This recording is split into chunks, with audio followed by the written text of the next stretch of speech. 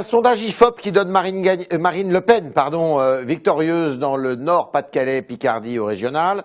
Le poids de la crise migratoire sur l'opinion publique et sur les futures élections régionales en France, eh bien c'est de tout cela qu'on va parler aujourd'hui avec Stéphane Ravier qui est le sénateur Front National des Bouches-du-Rhône.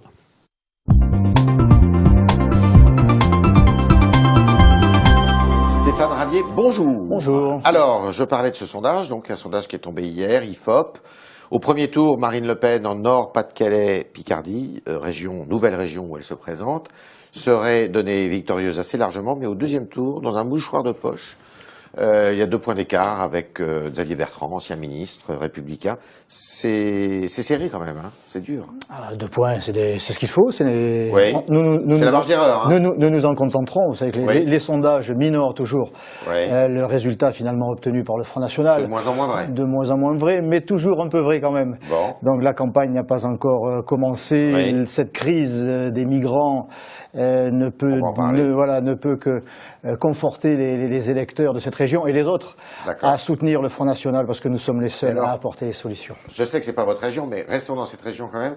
Le fait que Marine Le Pen dit si jamais je suis élue, elle peut être élue présidente de la région et après elle va se lancer dans la présidentielle, ce qui veut dire qu'elle laisserait la fonction de présidente de région. Ça fait pas un peu désordre ça? C'est à Marine Le Pen. C'est tout ce que les Français n'aiment pas quand même. C'est à Marine Le Pen de le faire savoir. Mais écoutez, manifestement, les sondages démontrent que les Français ne lui en veulent pas. Au contraire, ils la réclament dans le Nord, Pas-de-Calais, Picardie et de façon plus générale dans le pays.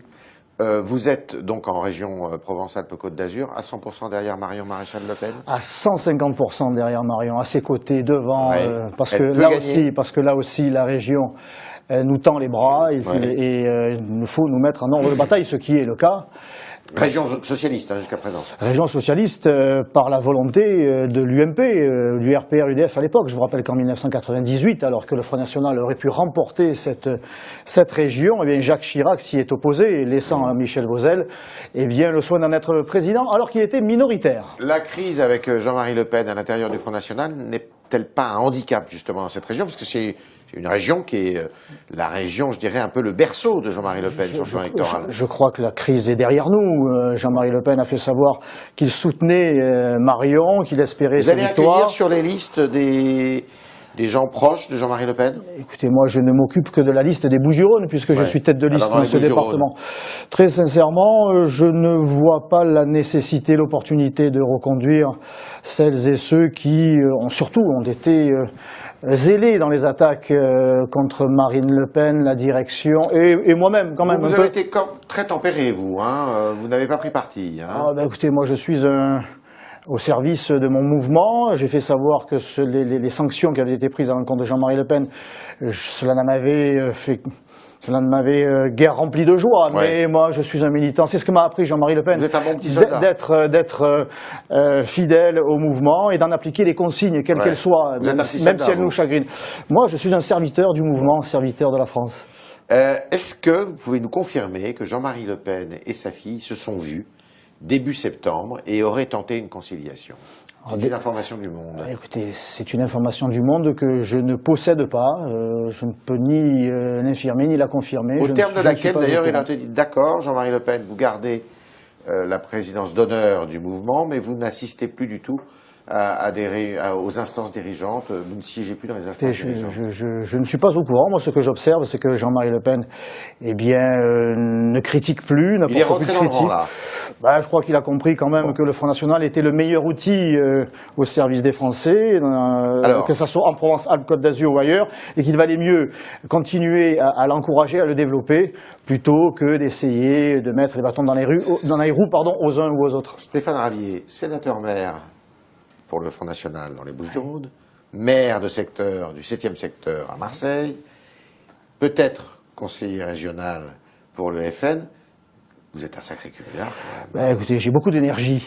J'ai beaucoup d'énergie. C'est pas tout ce que vous dénoncez, ça, les cumulards. Et Marion m'a demandé d'être la tête de liste dans les Bouches-du-Rhône pour créer une dynamique militante, une dynamique médiatique. La preuve, vous m'avez invité, je vous en remercie, Monsieur Tréhard.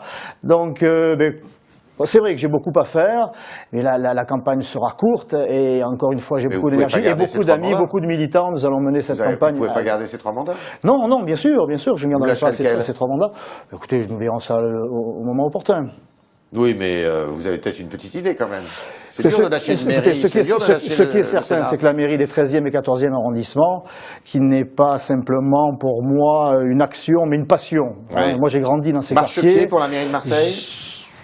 Chaque chose en son temps. Il y a d'abord les élections régionales, puis législatives, présidentielles et législatives. Nous verrons en 2020, mais Marseille, c'est la ville où j'ai grandi. Ouais. Et voilà, j'y porte une affection, bien sûr, toute particulière. Alors, vous parliez de la crise migratoire en disant que les Français... Mais non, il y a un sondage récemment qui montre que 1/3 des Français, en fait, sont proches des positions du Front National, 1/3 des positions du président de la République, 1/3 du président des Républicains. Donc, ça ne veut pas dire que tous les Français sont... à vos côtés. Il ne manque plus que le 4e tiers dans la trilogie de Pagnol. Ouais. Non, je crois qu'il y a une large majorité de Français qui s'inquiètent de ce que l'on peut appeler et de ce qu'un ancien président de la République pourrait appeler une invasion. Oui. Car ça une invasion, hein.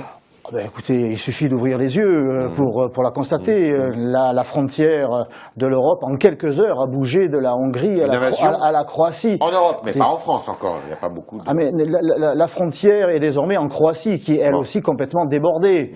Bon, là c'est clair. Alors, devant les prises de position que j'ai encore entendues hier au Sénat, du ministre, que je qualifierais aujourd'hui du ministre de l'extérieur, et plus de l'intérieur, M. Cazeneuve, qui se soucie plus des réfugiés, en tout cas des migrants, appelons un chat des clandestins. Oui. Bon, moi, c'est des Français dont je me soucie. Il y a, M. Tréhard, à Marseille, déjà à Marseille, un Marseillais sur 4, voire sur 3, qui vit en dessous du seuil de pauvreté. Oui. Il y a 30 000 demandes de logements sociaux en souffrance. La politique d'immigration massive a fracturé la ville au point d'en faire une place forte du salafisme. Au niveau national, ce sont 6 millions de chômeurs réels, 8 millions de pauvres. Il y a 150 000 SDF. Je crois qu'il est temps de s'occuper des Français d'abord. Vous demandez à ce qu'on ferme les frontières ? Nous le demandons depuis longtemps. Rétablissement permanent du contrôle des frontières. Preuve que nous avions raison. Il n'est jamais trop bon dans ce pays d'avoir raison trop tôt. Eh bien, la Hongrie l'a fait, l'Allemagne l'a fait. Vous avez remarqué qu'elle n'a pas attendu le feu vert de la Commission européenne, je ne sais trop qui. Elle a retrouvé sa souveraineté. Retrouvons notre souveraineté et fermons nos frontières, bien sûr. Les accords européens, c'est quelque chose de temporaire. Vous, c'est pas ce que vous demandez. Écoutez-moi, les accords européens, je ne vous cache pas que c'est le cadet de mes soucis. D'accord. Alors, moi, ce sont les accords à passer avec les Français. Et les Français, nous devons les protéger d'abord. Et nous devons donc tout faire pour protéger bien leur système social, les logements, leur sécurité, donc, qu'est-ce qu'on fait ? Leur unité. Eh bien, on ferme les frontières. C'était pas assez le discours de Valls hier à l'Assemblée nationale ? C'est un discours de plus. Moi, j'ai entendu M. Cazeneuve qui, selon lui, partout où il y a un homme qui souffre, la France est là. Bon. Eh bien, moi, j'aurais préféré entendre que partout où un Français souffre, la France est là. On ferme les frontières de façon définitive. Il faut fermer les frontières, il faut de façon immédiate pour faire savoir aux candidats à l'immigration qu'ils ne pourront pas venir en France et que s'ils tentaient d'y venir, nous ferions comme les Hongrois, nous les expulserons ou nous les expulserions. On diminue les prestations sociales pour les étrangers. Ça, c'est dans le programme du Front National depuis des années. Réserver notre système social aux Français. Vous n'accueillerez pas de migrants dans votre mairie de secteur à Marseille ? Alors, je ne suis qu'un maire de secteur. Je n'ai pas de pouvoir, mais en tout cas, si j'en avais, et lorsque j'en aurai dans quelques années, eh bien, non, bien sûr, nous n'accueillerons pas de clandestins. Je vous ai décrit tout à l'heure la situation sociale, économique et les réfugiés et identitaire de Marseille, qui est au bord de l'explosion, qui est une ville surendettée. Nous n'avons pas les moyens d'accueillir qui que ce soit. Y compris les réfugiés. Écoutez, nous n'avons pas les moyens de savoir qui est réfugié, qui ne l'est pas dans cette masse humaine. Eh bien, par conséquent, il faut aider, je crois, Bachar el-Assad à éradiquer Daesh, à éradiquer l'État islamique. Il faut faire en sorte qu'en Libye, il y ait un nouvel État, après que M. Nicolas Sarkozy ait créé une véritable anarchie sur les conseils de son ministre des Affaires étrangères personnelles, M. Bernard-Henri Lévy. Bien, bon, mais ça, c'est là qu'il faut agir. C'est en amont. Vous vous mettez aux côtés de Vladimir Poutine pour soutenir Bachar el-Assad? Je me mets aux côtés de tous ceux qui sont prêts à éradiquer les islamistes, qui sont à l'œuvre, à la manœuvre et qui chaque jour permettre des Bachar massacres. el-Assad n'est pas un assassin. Des massacres des chrétiens d'Orient, pour lesquels on ne voit pas beaucoup de photos d'ailleurs. Bachar el-Assad n'est pas un assassin? Bachar el-Assad n'est sans doute pas un paragon de vertu, sans doute, Oui.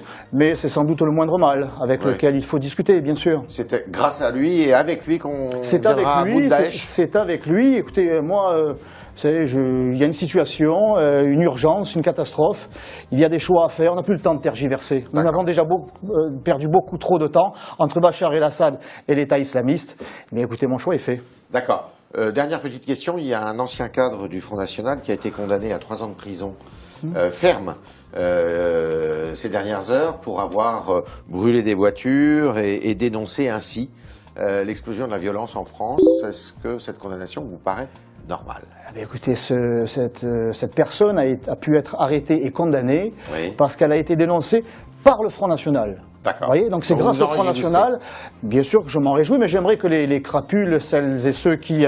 Il y a un assassin de policier qui vient d'être libéré au bout de 5 ans. Vous voyez, ça c'est la justice de Madame Taubira. Donc il faudrait que la justice soit juste pour tout le monde. D'accord. C'était le talk de Stéphane Ravier qui nous a dit qu'il fallait résolument se mettre aux côtés de Bachar el-Assad pour venir à bout de Daesh, puisque on n'y viendra pas à bout sans cela. Et puis deuxièmement, il nous dit qu'il n'y a pas, la France n'a pas les moyens d'accueillir des migrants, qu'ils soient réfugiés ou migrants d'ailleurs, parce que c'est très difficile, dit-il, de faire la distinction et d'opérer une différence.